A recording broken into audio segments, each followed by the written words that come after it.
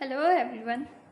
जैसा कि आप जानते हैं आज तारीख है 8 अगस्त 2025 और जैसा कि हम डेली आपको पता है तो इंडियन एक्सप्रेस की न्यूज़ को कवर करते हैं, तो ऐसे ही आज आपके लिए जो इसकी प्रमुख खबरें हैं उसके साथ हम आए हैं। तो स्वागत है आपका हमारे चैनल परचम IAS पर। हम देखते हैं कि प्रमुख खबरें क्या है जो हम इस वीडियो में जानने वाले हैं। तो भारत रूस औद्योगिक सहयोग, उसी के साथ अभी वर्तमान में भारत पर 50% टैरिफ का प्रभाव है वो देखने को मिला है। इसके बारे में हम बात करेंगे विस्तार से। और GPT 5 मई नई क्रांति, इसके बारे में हम जानेंगे। तो चलिए आज के सिनेरियो में हम इन सबको कवर करते हैं। तो हमारी जो द इंडियन एक्सप्रेस की खबर है उसकी माने तो Indian Russia discuss rare earth element among other area of industrial cooperation. इसके साथ भारत और चर्चा में क्यों है ये जान लेते हैं। तो भारत और रूस ने हाल के वर्षों में अपनी रणनीतिक साझेदारी को मजबूत करने के लिए औद्योगिक सहयोग के विभिन्न क्षेत्रों में चर्चा की है, जिसमें दुर्लभ मृदाएं जो कि रेयर अर्थ एलिमेंट्स है ये भी शामिल किए गए हैं। इसी के साथ बात करें दुर्लभ मृदाएं, तो ये आधुनिक प्रौद्योगिकी जैसे कि इलेक्ट्रॉनिक्स, नवीकरणीय ऊर्जा और रक्षा उपकरणों के लिए महत्वपूर्ण है। बता दें कि दोनों देशों ने इन क्षेत्रों में सहयोग बढ़ाने पर जोर दिया है, विशेष रूप से उच्च प्रौद्योगिकी और नवाचार के क्षेत्र में। जिस प्रकार से इन दोनों देश की बात हो रही है तो भारत के पास रेयर अर्थ एलिमेंट्स की जो है प्रचुर मात्रा में भंडारण है, परंतु यहाँ पे इसकी जो माइनिंग होती है, इनकी खदानों की जो इनमें से निकाला जाता है तो वो बहुत महंगी पड़ती है।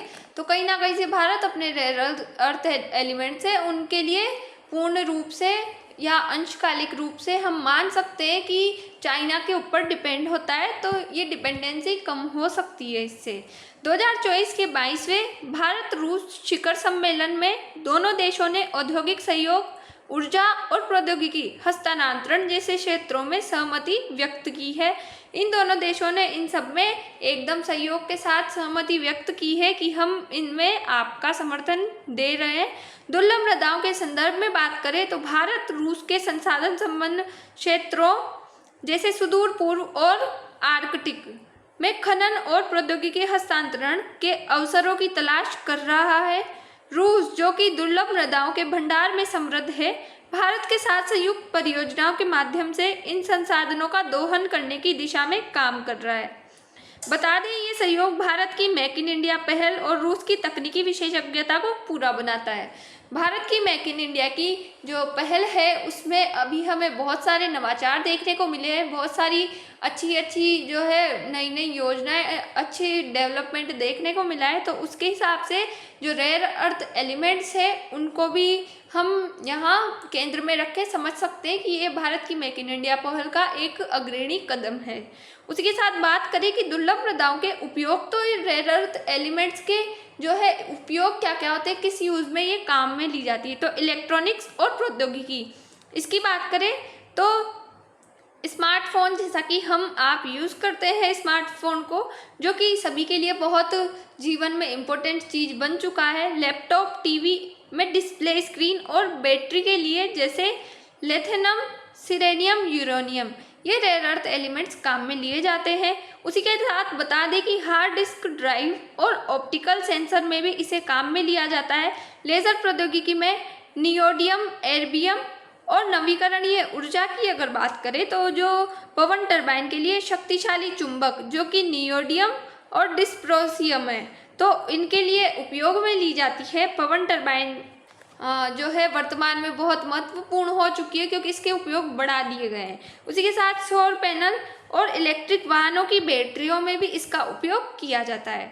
अब डिफेंस की अगर बात करें तो डिफेंस में भी इसका बहुत महत्वपूर्ण योगदान है। मिसाइल मार्गदर्शन प्रणाली, रडार और सैन्य संचार उपकरणों में इसका मुख्य रूप से उपयोग में लाया जाता है। जेट इंजन और ड्रोन के लिए उच्च प्रदर्शन सामग्री, स्वास्थ्य और चिकित्सा की बात करें तो उसमें MRI मशीनों और एक्सरे उपकरणों में जो गैलोडीनियम है उसको उसके रूप में इन्हें उपयोग लिया जाता है। कैंसर उपचार में जो रेडियो आइसोपोर्ट के होता है उसके लिए भी इसको इस्तेमाल किया जाता है। ऑटोमोटिव उद्योग, इनकी बात करें तो उत्प्रेरक कन्वर्टर में उत्सर्जन नियंत्रण के लिए सेरियम, लिथियम हाइब्रिड और इलेक्ट्रिक वाहनों के लिए मोटर और बैटरी के लिए इसका उपयोग किया जाता है। उद्योग की बात करें तो उद्योगों उनके अनुप्रयोग की बात करें तो कांच और सिरेनियम उद्योग में पॉलिश और रंगाई के लिए इसका उपयोग किया जाता है। पेट्रोलियम रिफाइनिंग में उत्प्रेरक के रूप में इसका उपयोग होता है। उसी के साथ हम जानते हैं कि रेयर अर्थ एलिमेंट हमारे बहुत सारी चीज़ों में उपयोग होता है, तो इसको हमारे भारत में और रूस में संयुक्त रूप से जो एक पहल के अंतर्गत इसे किया जा रहा है, तो ये हमारे लिए कहीं ना कहीं बहुत अच्छी बात है। ये आने वाले समय में हमारे लिए बहुत उपयोगी जो है करार होगी। उसी के साथ बात करें what Trump's 50% tariff means of for India, तो जो डोनाल्ड ट्रंप है वो 25 टैरिफ अनाउंस कर चुके हैं, उसके बाद ये 50% टैरिफ लगा रहे हैं भारत के ऊपर। तो इसके क्या क्या प्रभाव हो सकते हैं और इसके बारे में हम अच्छे से कवर करते हैं। उसी के साथ जानते हैं कि चर्चा में क्यों है। डोनाल्ड ट्रंप द्वारा भारत पर लगाए गए 50% टैरिफ का भारतीय अर्थव्यवस्था और व्यापार पर गहरा प्रभाव पड़ सकता है। ये टैरिफ जो पहले 25% था और अब अतिरिक्त 25% जोड़कर 50% हो गया है, मुख्य रूप से भारत के रूस से तेल आयात के जवाब में लगाया गया है। जब भारत ने जो रूस से तेल मंगाना बंद नहीं किया, क्योंकि इसका मुद्दा आप डेली खबरों में पढ़ रहे हैं कि जो भारत है वो रूस से व्यापार कर रहा है और डोनाल्ड ट्रंप चाहते हैं कि रूस यूक्रेन से युद्ध रोक दे, जो चौथे वर्ष सक्रिय रूप से हमें दिख रहा है, तो उसको रोकने के लिए ये ऐसे कर रहे हैं और भारत को भी धमकियाँ दे रहे हैं, तो ये टैरिफ लगाया गया है। अब इसके देखें इकोनॉमिकली क्या इफेक्ट देखने को मिलेंगे, तो भारतीय अर्थव्यवस्था पर 0.4 से 0.8% का नकारात्मक जो कि नेगेटिव इम्पैक्ट हमें देखने को मिलता है। रुपए की कीमत पर दबाव बढ़ सकता है, जो वर्तमान में 87.25 प्रति डॉलर है और 88 से 90 तक जा सकती है। शेयर बाजार की बात करें तो 3 से 5% की गिरावट और विदेशी निवेशकों द्वारा 27,000 करोड़ रुपए की निकासी देखी जा सकती है। उसी के साथ बता दें कि रोजगार और MSMEs में क्या हमें इसके इफेक्ट देखने को मिलेंगे, तो टेक्सटाइल और जेम्स एंड ज्वेलरी जैसे क्षेत्रों में लाखों कर्मचारी प्रभावित हो सकते हैं। उदाहरण के लिए टेक्सटाइल सेक्टर में 4.5 करोड़ लोग कार्यरत हैं, तो इनकी कहीं ना कहीं आजीविका पे, इनके रोजगार पे प्रभाव हमें देखने को मिल सकता है। गुजरात, महाराष्ट्र, तमिलनाडु और कर्नाटक जैसे निर्यात केंद्रों पर छोटे और मध्यम उद्योगों MSMEs पर भारी दबाव पड़ सकता है। यहाँ तक कि बता दें कि भारत सरकार की इस पर क्या क्या प्रतिक्रियाएं रही। जब ऐसा सब कुछ हो रहा है तो एक गवर्नमेंट का जो है एक अधिकार होता है कि वो कुछ इसके प्रावधान करे ताकि जनता के रोजगार को नहीं छीना जाए, उन पे नेगेटिव इम्पैक्ट नहीं पड़े, उनको बचाने के लिए सरकार के ये काम होते हैं। तो भारतीय सरकार क्या कर रही है, तो भारत ने इस टैरिफ को अनुचित, अन्यायपूर्ण और अविवेकपूर्ण करार दिया है। गौरतलब है राष्ट्रीय हितों की रक्षा के लिए जवाबी कदम उठाने की बात कही है। इसी के साथ बता दें कि कूटनीतिक वार्ता, ऊर्जा आयात स्रोतों में विविधता, जवाबी टैरिफ और घरेलू उद्योगों की सब्सिडी जैसे कदमों पर विचार किया जा सकता है। इसी के साथ भारत ने स्पष्ट किया है कि उसकी ऊर्जा नीति 1.4 अरब लोगों की ऊर्जा सुरक्षा सुनिश्चित करने के लिए बाजार आधारित है। भारत सरकार इसके लिए जो है हम देख रहे हैं कि कहीं ना कहीं वो क्रांति का आह्वान करते हैं, आंदोलन कर रहे हैं, सब लोगों को बता रहे हैं कि स्वदेशी चीज़ें अपनाओ। तो ये हमारी भारत सरकार इसके लिए काम कर रही है। वैश्विक और रणनीतिक स्तर पर हम प्रभाव देखें तो इसमें ये टैरिफ न केवल भारत बल्कि जो ब्रिक्स देश है उसमें हमारा भारत भी सम्मिलित है, ब्राज़ील, रूस, चाइना, दक्षिण अफ्रीका। उसी के साथ भारत भी इसी संगठन में शामिल है, इनको भी निशाना बना सकता है क्योंकि ट्रंप इन देशों को अमेरिकी प्रभुत्व के लिए खतरा मानता है। ट्रंप का मानना है कि ये अमेरिका की इकोनॉमी के लिए, अमेरिका के जो रणनीतिक साझेदारी है उसके लिए ये बहुत बड़ा खतरा है क्योंकि ये भारत के साझेदार देश है। उसी के साथ भारत और ब्राज़ील जैसे देश इन मुद्दों पर सहयोग बढ़ा रहे हैं, जैसा कि हाल की बातचीत में संकेत मिला है। हाल ही में हमारे प्रधानमंत्री ने जो है ब्राज़ील से डील्स की है, बातचीत की है, तो इससे अमेरिका को लगता है कि कहीं ना कहीं ये हमारे देश की उसके ऊपर है, वैश्विक स्तर पर रणनीतिक प्रभाव बहुत बुरे पड़ेंगे। उसी के साथ बात करें हम, one person has never been able to do more in history से शाम अल्तमा यूनवलिन GPT-5 सॉरी। तो इस न्यूज़ को भी हम एक बार कवर करेंगे, क्योंकि ये हमारी इंडियन एक्सप्रेस की जो न्यूज़ है उसमें हमें देखने को मिली है, महत्वपूर्ण खबर है एग्जाम पॉइंट ऑफ व्यू से। तो जो सेम अल्टमैन है, उन्होंने GPT-5 के अनावरण के दौरान कहा कि इतिहास में एक व्यक्ति कभी भी इससे अधिक प्रभावशाली नहीं हो पाया है, जिससे इस नए AI मॉडल की अभूतपूर्व क्षमताओं और इसके संभावित प्रभाव का संकेत मिलता है। GPT-5 को ओपन AI के सबसे उन्नत भाषा मॉडल के रूप में पेश किया गया है, जिसमें जटिल सॉफ्टवेयर इंजीनियरिंग कार्यों, उन्नत तर्क और विभिन्न विषयों में PhD स्तर की विशेषज्ञता जैसी विशेषताएं शामिल है।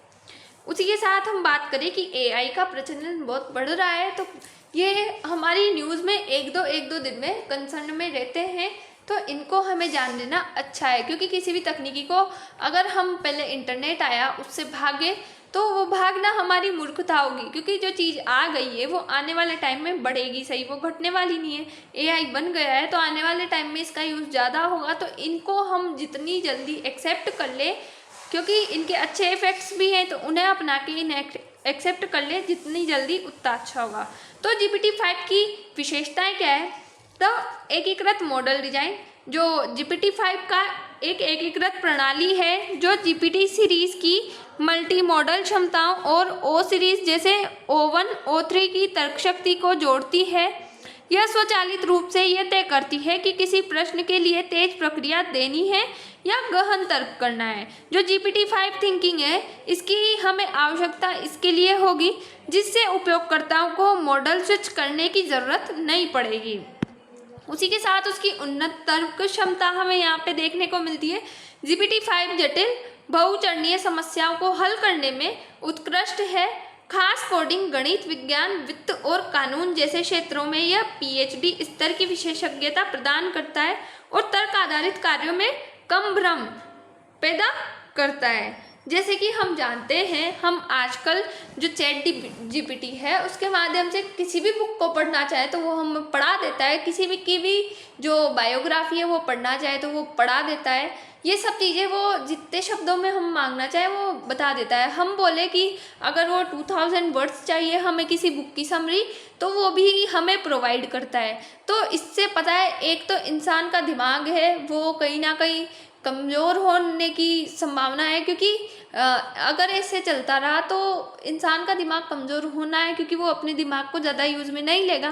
पहले के लोगों के पास जब तार वाले फ़ोन थे तो वो कई नंबर, सैकड़ों नंबर याद रख लेते थे, पर वर्तमान में ये स्थिति उसके विपरीत देखने को मिलती है। यहाँ तक कि हम बता दें कि ChatGPT है तो वो किसी भी चीज़ को ईजी वे में बताने में समर्थ होता है।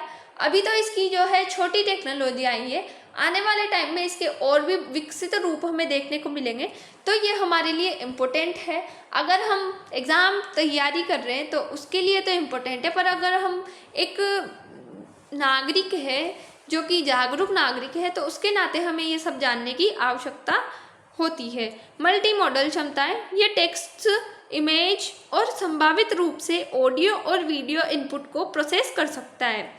उदाहरण के लिए बता दें कि ये एक ही प्रॉम्प्ट में इंटरैक्टिव वेब ऐप बना सकता है, जैसे कि भाषा सीखने के लिए फ्लैश कार्ड और क्विज के साथ एक थीम आधारित ऐप। ये हमें अभी हम वर्तमान में जो PPT पढ़ रहे हैं उनके लिए भी इम्पोर्टेंट होता है, सब चीज़ों के लिए ये इम्पोर्टेंट होता है। इसके पास बहुत सारी नॉलेज होती है। अगर हम इसको किसी चीज़ की कमांड देते हैं तो ये पहले अगर टाइम लगता है तो इसमें बताता है कि वेट कीजिए, मैं अभी इतने सोर्स पढ़ चुका हूँ, आने वाले टाइम में मुझे इतना टाइम लगेगा और अभी आपको थोड़े टाइम में 4-5 मिनट में आपने जो कंटेंट भेजा है वो आपको जैसा चाहिए वैसा मिल जाएगा। उसी के साथ कोडिंग में उत्कृष्टता, GPT-5 जटिल सॉफ्टवेयर इंजीनियरिंग कार्यों जैसे कि फ्रंट एंड डेवलपमेंट, बड़े कोड बेस डिबगिंग और सिंगल पेज एप्स बनाने में सक्षम है। ये न्यूनतम प्रॉम्प्टिंग के साथ सुंदर रिस्पॉन्सिव वेबसाइट, एप्स और गेम्स बना सकता है। मतलब इसे एक थोड़ा बहुत पढ़ा लिखा व्यक्ति भी यूज़ आसानी से कर सकता है, क्योंकि ये इसकी अपन जो लैंग्वेज चाहे उस लैंग्वेज में बात भी करेगा। उसी के साथ वर्तमान वाला जो जीपीटी है वो भी करता है। विशाल संदर्भ विंडो और मेमोरी, GPT-5 में 40 लाख टोकन की संदर्भ विंडो है जो लंबी बातचीत और जटिल कार्यों को संभालने में सक्षम बनाती है।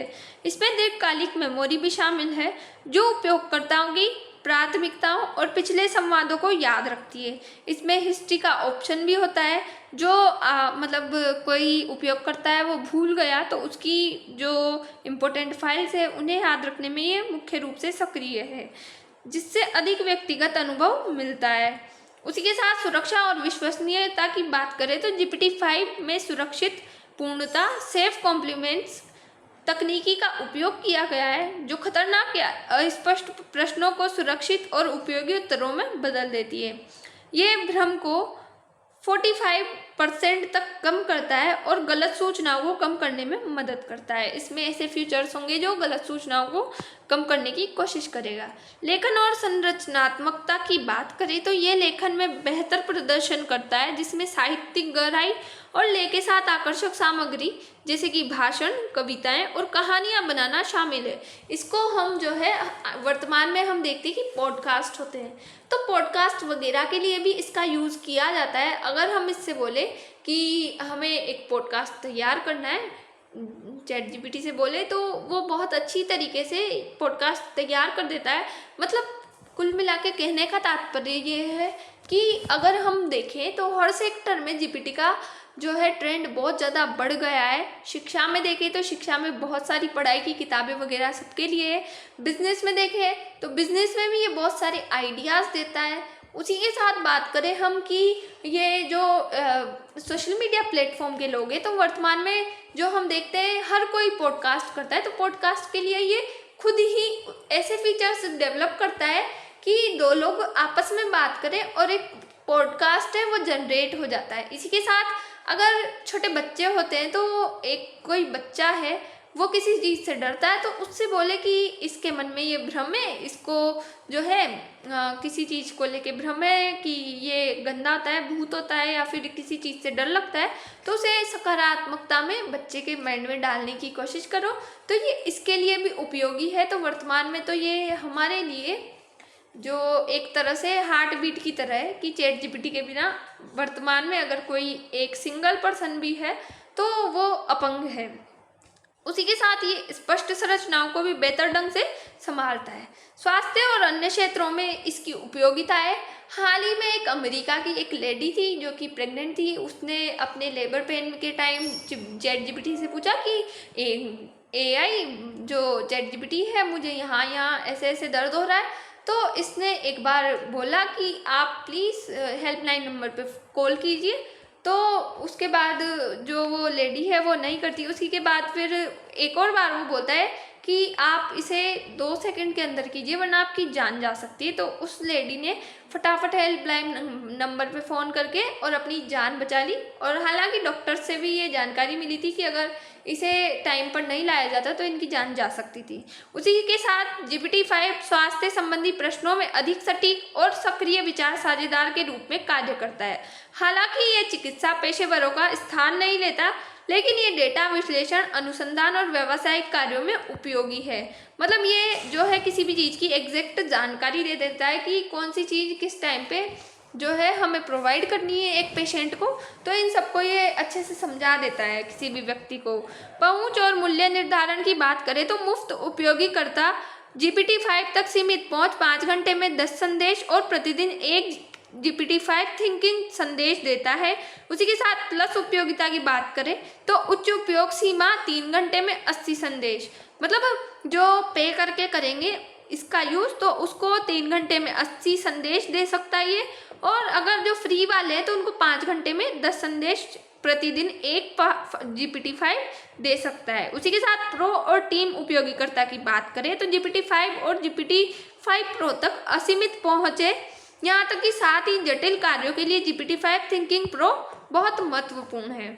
उसी के साथ बात करें कि वॉइस मोड और अनुकूलन, तो GPT-5 में बेहतर वॉइस मोड होता है, जैसे कि हम किसी भी चीज़ को अनाउंस करेंगे और वो सुन के रिप्लाई करेगा, एक कॉल की तरह होता है, जो अधिक स्वाभाविक और संवादात्मक होता है। उपयोगकर्ता 4 प्रीसेट व्यक्तियों जो कि सैनिक, रोबोट, लिसनर और नर्ड और चैट रंगों में से चुन सकते हैं। अपन जिस चीज़ में चाहे इससे बात करना, फोटो के थ्रू भी बात कर सकते हैं, वॉइस से भी बात कर सकते हैं, टाइपराइटर से भी बात कर सकते हैं। उसी के साथ बता दें कि API और डेवलपर टूल्स डेवलपर्स के लिए GPT-5, GPT-5 मिनी और GPT-5 नैनो API में उपलब्ध कराया गया है। उसी के साथ जिनमें न्यूनतम, निम्न, माध्यम से और उच्च तर्क स्तर शामिल है। ये कस्टम टूल्स, स्ट्रक्चर आउटपुट और टूल कॉल प्रीएम्बल्स का समर्थन करता है। एजेंटिंग क्षमताएं की बात करें, इसमें एजेंटिंग क्षमताएं प्रचुर मात्रा में है। GPT-5 अधिक स्वायत्त है, जो वास्तविक दुनिया के कार्यों को अंत तक निष्पादित कर सकता है, जैसे कि कोड लिखना, परीक्षण करना और तैनात करना। ये GIT हब, कोपिलोट और माइक्रोसॉफ्ट 365 कोपायलट जैसे प्लेटफॉर्म में एकीकृत है।